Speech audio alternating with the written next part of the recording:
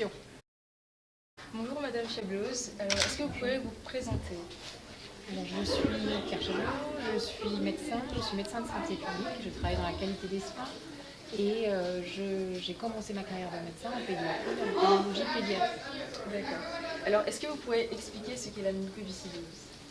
La mucoviscidose, c'est une maladie génétique qui est multi-organique et complexe, puisqu'elle atteint toutes les cellules du corps qui sécrètent du mucus. Et elle a la particularité de faire en sorte, ce défaut du gène, de faire en sorte que les cellules de votre corps qui ont des sécrétions qui sont anormalement épaisses et collantes. Et la conséquence de ce défaut, eh bien, c'est dans toutes les sécrétions extérieures. Par exemple, la sueur est différente lorsque vous avez une mucoviscidose, mais ce n'est pas très important et pas très grave. Mais il y a deux organes pour lesquels ça pose vraiment problème. C'est principalement les poumons, puisque ce mucus épais va venir boucher les petites voies aériennes qui vont empêcher la bonne respiration et l'apport d'oxygène à travers les poumons. Et puis, il y a aussi une difficulté au niveau digestif, puisque normalement, votre pancréas va sécréter des enzymes qui permettent de digérer les graisses que vous avez à travers l'alimentation. Et puisque c'est les petits canaux qui conduisent ces enzymes vers l'intestin vont être bouchés du fait de la mucoviscidose, bien vous ne pourrez pas digérer les graisses que vous avez mangées. Et donc les symptômes vont être au niveau digestif des douleurs et puis voire un blocage du système digestif. Donc la menace vitale, puisque c'est une maladie qu'on ne sait pas guérir aujourd'hui, c'est principalement le problème pulmonaire qui se manifeste par des infections et des inflammations chroniques. On appelle ça des exacerbations.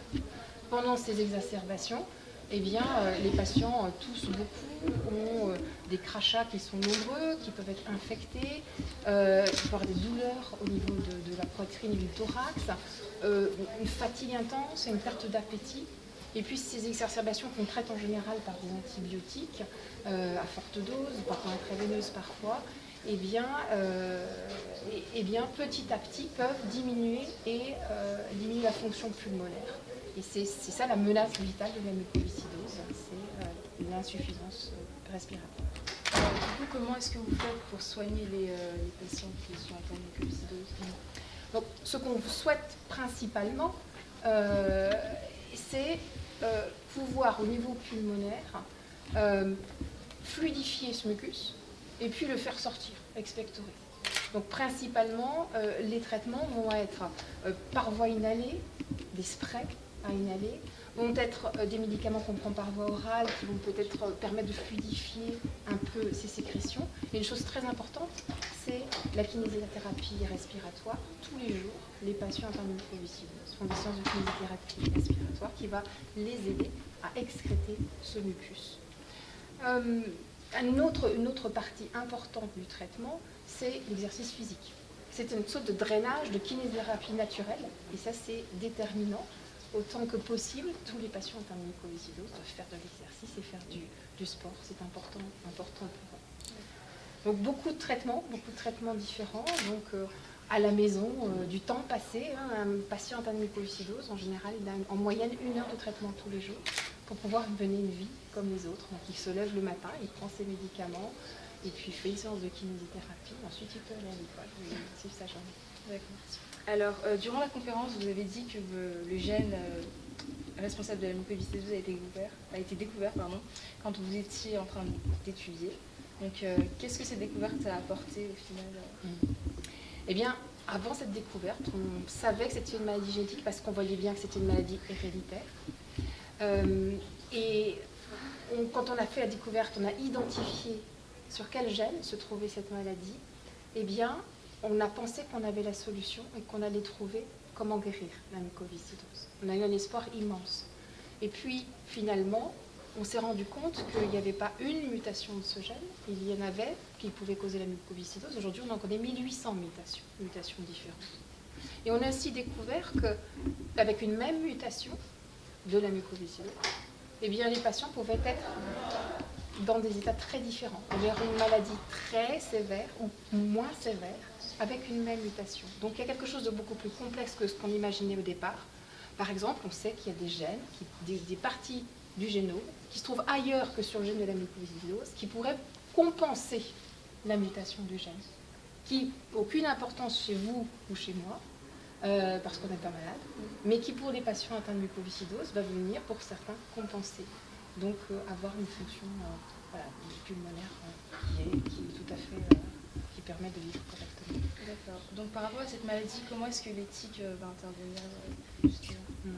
On a proposé cet après-midi aux étudiants de réfléchir à 3 niveaux de questions éthiques. On s'est dit que l'éthique qui est une façon de réfléchir quand on n'a pas de solution, quand on ne sait pas ce qui est vrai et bien et pas bien. Il n'y a pas, par exemple, on ne tue pas son camarade de classe, ça c'est quelque chose qu'on sait, on ne fait pas. Voilà, il y a une loi et puis de toute façon on a la réponse, on n'a pas besoin de questionnement éthique. Et puis il y a beaucoup de maladies comme dans la mucoviscidose où finalement on ne sait pas parce que ça va dépendre de la situation de la personne, ça va dépendre nous de nos valeurs, de nos préférences, de notre culture. Et alors, plutôt que de dire on va chercher la réponse juste ou la réponse fausse, on va chercher comment réfléchir. Et l'éthique, c'est plutôt le chemin de la décision. Et on a proposé 3 niveaux en tant qu'individu. Si dans votre école, dans votre classe, vous découvrez qu'un de vos camarades a la mucoviscidose, qui est ce qu'on appelle une maladie invisible, parce que ça ne se verra pas sur vous. Vous le découvrirez un jour parce qu'il vous entraînera peut-être, ou parce que vous vous inquiéterez, parce qu'il est fatigué, il tousse beaucoup. Mais c'est une maladie invisible. Ça pose des questions. Vous, comment vous allez réagir vis-à-vis de lui? Quelle est la juste façon de faire? Est-ce que vous allez en parler aux autres élèves de la classe? Qu'est-ce qui est bien de faire? Et sans doute que là, vous voyez déjà, il n'y a pas une réponse. Donc ce qu'on proposait de faire, c'est que les étudiants cet après-midi se disent quels paramètres je vais prendre en compte, avec qui je vais parler pour prendre cette décision, qu'est-ce que je vais prendre en compte pour décider comment je vais agir. Et voilà. Deuxième niveau, c'est au niveau du lycée. Mettez-vous dans la peau du principal du lycée qui découvre qu'il a un élève qui arrive à l'école qui a la mucoviscidose. Là non plus, il n'y a pas de règle, il n'y a pas de loi. Comment il va prendre la décision sur ce qu'il va dire à l'élève, aux enseignants, aux autres camarades de classe? Est-ce qu'il faut aménager les choses pour lui? Comme on a dit, tout patient qui a la mucoviscidose peut être plus ou moins bien, avoir des besoins très très différents. Eh bien, il n'y a pas une réponse. Donc on vous propose de réfléchir sur la façon dont on allait prendre une décision. Et 3e niveau qu'on vous proposait, c'est au niveau d'un pays. Et de se poser la question, est-ce que la mucoviscidose est vraiment un handicap? Est-ce qu'on doit le considérer comme un handicap qui certes donne des avantages une fois qu'on a été reconnu comme une personne avec un handicap, c'est-à-dire par exemple les soins sont gratuits, on a accès à des avantages, par exemple ce qu'on appelle le tiers-temps à l'école, eh bien on a droit à du temps supplémentaire. Et d'un autre, ça c'est le bon côté, d'être étiqueté avoir un handicap, ayant un handicap, mais d'un autre côté, un patient qui a la mucoviscidose et qui va bien. Le jour où il veut peut-être acheter une maison quand il sera adulte, peut-être que s'il a l'étiquette personne avec un handicap, la banque ne pourra pas faire d'emprunt. Et peut-être que également une assurance refusera, qui s'assure chez eux. Donc c'est une question importante.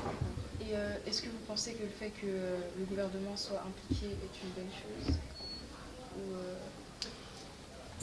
C'est une chose un peu incontournable puisque c'est une maladie rare, mais il y a quand même 7000 personnes atteintes de mucoviscidose quand même en France. Donc c'est aussi une question de santé publique. Donc il y a des décisions à l'échelle d'un pays à prendre, et notamment la question éthique liée de ces décisions qui était très importante, c'est la décision de mettre en œuvre le dépistage néonatal systématique, ce qui a été fait en 2012, depuis 2012 en France. Et cette décision-là, dans la communauté médicale, elle a fait beaucoup débat.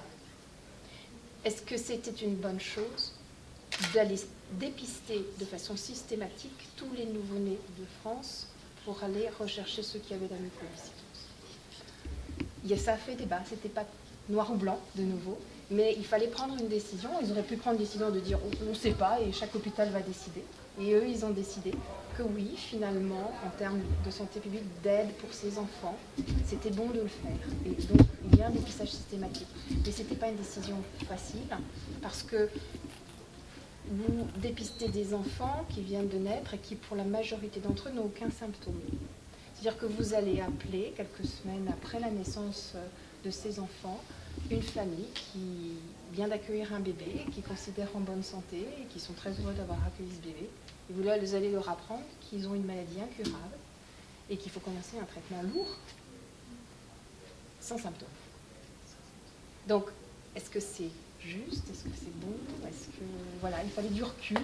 De façon, moi personnellement, avec le recul, je pense que c'est quand même une bonne chose parce que ces enfants qui commencent un traitement tôt, eh bien, on arrive à les garder en bonne santé plus longtemps.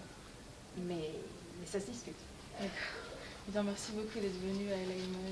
Je vous en prie. Merci.